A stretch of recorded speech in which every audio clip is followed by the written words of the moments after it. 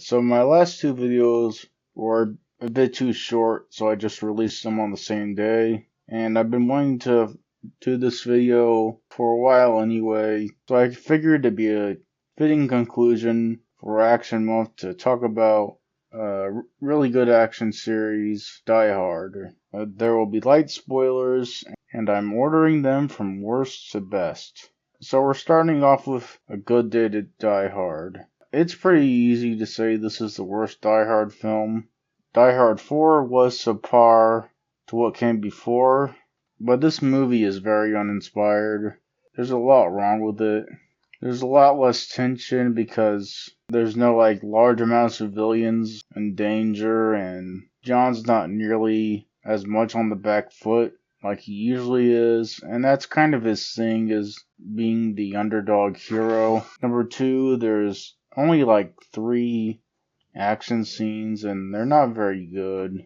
It's a much slower paced film. 3, Bruce Willis doesn't have the passion he has in the other films, and you can tell.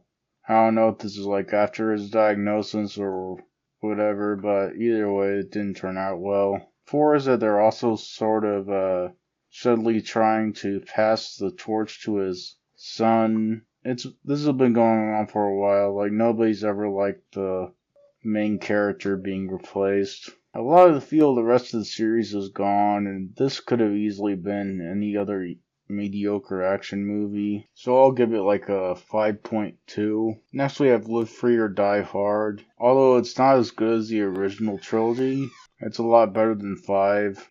Bruce Willis still has some passion for the role, and the movie still feels somewhat like a Die Hard movie. We still have John going against a powerful group of people, and he struggles his way through with just his wits and tenacity. That being said, this movie is far from flawless. Die Hard has always had its fair share of improbable moments throughout the series, but this movie kind of jumps the shark a bit throughout the movie, but especially the fight with the Harrier jet. Also, the stakes in the Die Hard movie do generally get higher, but they're a bit too high in this movie, I think. John sort of goes from feeling like an above average normal person to a below average superhero. There's also that he spends most of the movie with this hacker named Matt, and he's not terrible, but he's not that good of a character either. I know he needs to be there because John McClane isn't going to be able to face a technology-centric villain without him, but it really reduces that one guy against insurmountable odds feel. He did have Zeus in 3, but their butting heads and Samuel Jackson's charisma helped them negate that. I'm going to give this a 7.0. Next we have Die Hard 2. I remember this movie feeling really samey to Die Hard 1, but I went back and watched it again. It was more different than I remembered. Yeah, he's stuck in another place on Christmas fighting bad guys, trying to save his wife and other hostages. But there's more to it than that.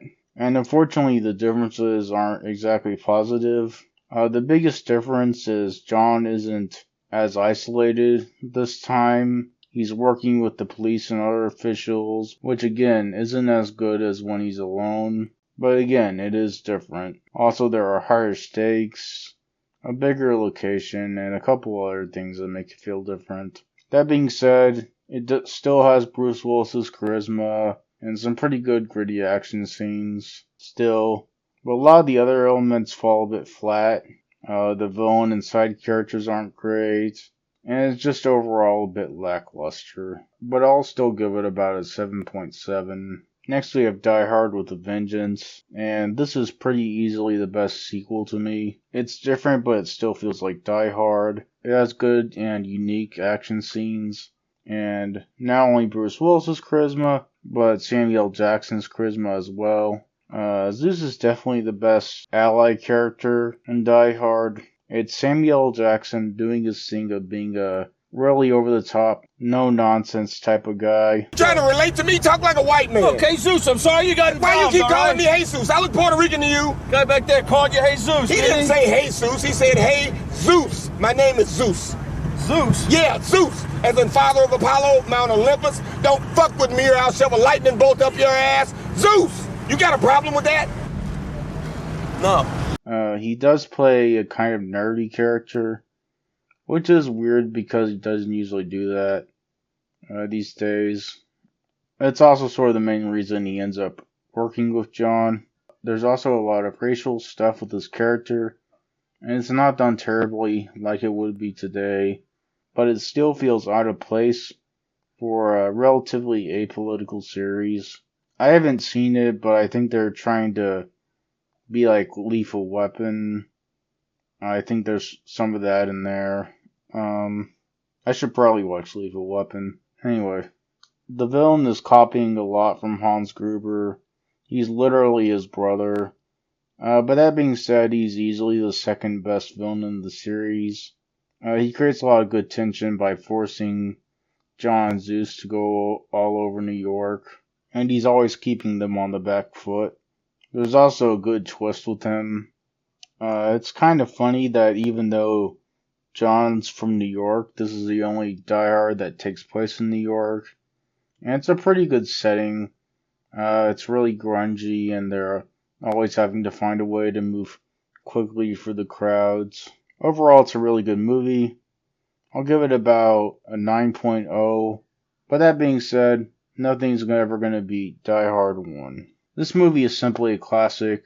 It's a really straightforward premise where a guy is trapped in a building with a bunch of bad guys, and he has to try to figure out how to stop them by himself. I think what this movie does best, as opposed to the other movies, is keep John as an everyman character.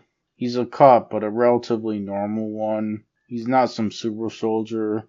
He's never dealt with anything like this, and he doesn't have anyone directly helping him.